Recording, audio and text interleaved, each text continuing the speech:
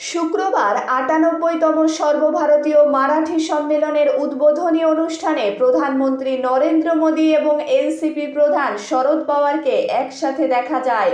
প্রধানমন্ত্রী মোদী প্রদীপ জ্বালিয়ে অনুষ্ঠান শুরু করতে যাচ্ছিলেন, এমন সময় তিনি অনুষ্ঠানের অভ্যর্থনা কমিটির চেয়ারম্যান শরদ পাওয়ারকে এগিয়ে আসার জন্য অনুরোধ করেন। শরদ পাওয়ার যখন তার বক্তৃতা শেষ করে নরেন্দ্র মোদীর পাশের আসনে পৌঁছান, তখন প্রধানমন্ত্রী তাকে আসনে বসতে সাহায্য করেন এবং এক গিলাস জল দেন। এটা দেখে সামনে বসে থাকা দর্শকরা জোরে হাততালি দেন। প্রধানমন্ত্রী তার বক্তৃতা শুরু করার সময় স্পষ্টভাবে বলেন যে তিনি কেবলমাত্র শরদ পাওয়ারের আমন্ত্রণেই এই অনুষ্ঠানের উদ্বোধন করতে রাজি হয়েছেন। তিনি আরও বলেন, আজ শরদ পাওয়ারজির আমন্ত্রণে আমি এই গৌরবময় ঐতিহ্যে যোগদানের সুযোগ পেয়েছি।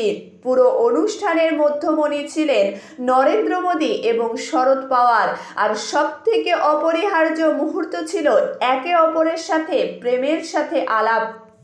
কাশ্মীর ইস্যুতে পাকিস্তানের সমর্থনে তুরস্কের খলিফার রাষ্ট্রপতি রিসেপ তাইয়েব এরদোগানের দেওয়া বক্তব্যের ওপর আপত্তি প্রকাশ করেছে ভারত। ভারত তুরস্ককে বলেছে যে খলিফা এরদোগান কাশ্মীর ইস্যুতে পাকিস্তানের ভাষা বলছে, যা ঠিক নয়। ভারত আরও স্পষ্ট করে দিয়েছে যে কাশ্মীর সমস্যা সম্পূর্ণই দ্বিপাক্ষিক এবং এটিকে আন্তর্জাতিকরণ করা যাবে না। সম্প্রতি তুর্কি খলিফা রাষ্ট্রপতি রিসেপ পাকিস্তান সফর করেন এবং পাকিস্তানের পুরো শাহবাজ সরকার তাকে স্বাগত জানাতে মাথা নত করে। ইসলামাবাদে পাকিস্তানের প্রধানমন্ত্রী শাহবাজ শরীফের সাথে আলোচনার পর খলিফা তার বিবৃতিতে বলেন, জাতিসংঘের প্রস্তাব অনুসারে এবং কাশ্মীরের জনগণের কথা মাথায় রেখে কাশ্মীরি সমস্যার সমাধান করা উচিত। তিনি আরও বলেন যে আমাদের দেশ অতীতের মতন, আজও আমরা আমাদের কাশ্মীরি ভাইদের সাথে সংহতি প্রকাশ করি, কিন্তু এই কথা শুনে ভারত তীব্র বিরোধিতা করে।